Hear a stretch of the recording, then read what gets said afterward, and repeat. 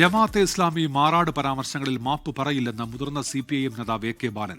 മതന്യൂനപക്ഷങ്ങൾക്കെതിരായി ഒന്നും പറഞ്ഞിട്ടില്ല. തന്നെ ന്യൂനപക്ഷ വിരുദ്ധനായി ചിത്രീകരിക്കാനാണ് ജമാഅത്തെ ഇസ്ലാമിയുടെ ശ്രമമെന്നും AK ബാലൻ കുറ്റപ്പെടുത്തി. UDF അധികാരത്തിൽ വന്നാൽ ആഭ്യന്തര വകുപ്പ് ജമാഅത്തെ ഇസ്ലാമിക്കായിരിക്കുമെന്നും മാറാട് കലാപം ആവർത്തിക്കുമെന്നുമായിരുന്നു AK ബാലന്റെ പ്രസ്താവന.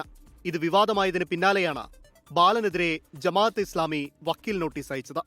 എന്നാൽ വിവാദ പരാമർശത്തിൽ മാപ്പ് പറയാൻ മനസ്സില്ലെന്നും ജയിലിൽ പോകണമെന്നാണ് വിധിയെങ്കിൽ ജയിലിൽ പോകുമെന്നുമായിരുന്നു AK ബാലന്റെ പ്രതികരണം. അതൊന്നും കൊടുക്കാൻ എനിക്ക് മനസ്സില്ല. ജയിലിൽ പോകാനാണ് അന്തിമ വിധിയെങ്കിൽ അത് സന്തോഷപൂർവം സ്വീകരിച്ച് ജയിലിൽ പോകും. ഏത് പാർട്ടിയും അധികാരത്തിൽ വരുന്നത് വർഗീയ കക്ഷിയുടെ സഹായത്തോടെയാണെങ്കിൽ ആ കക്ഷി ഭരണത്തെ സ്വാധീനിക്കും. അത് മതസൗഹാർദ്ദത്തെ ബാധിക്കും. LDF അധികാരത്തിൽ വന്നാലേ മതസൗഹാർദ്ദം നിലനിൽക്കുകയുള്ളൂ എന്നായിരുന്നു തന്റെ വാദമെന്നും AK ബാലൻ. ഇടതുപക്ഷ ജനാധിപത്യ മുന്നണി അധികാരത്തിൽ വന്നാൽ മാത്രമേ കേരളത്തിൽ മതസൗഹാർദ്ദം സംരക്ഷിക്കപ്പെടുകയുള്ളൂ എന്നുള്ളതായിരുന്നു എന്റെ പരാമർശത്തിന്റെ പ്രധാനപ്പെട്ട ഉള്ളടക്കം. ഖുർആൻ മലയാള പരിഭാഷയുമായാണ് AK ബാലൻ പത്രസമ്മേളനത്തിനെത്തിയത്. News desk 24.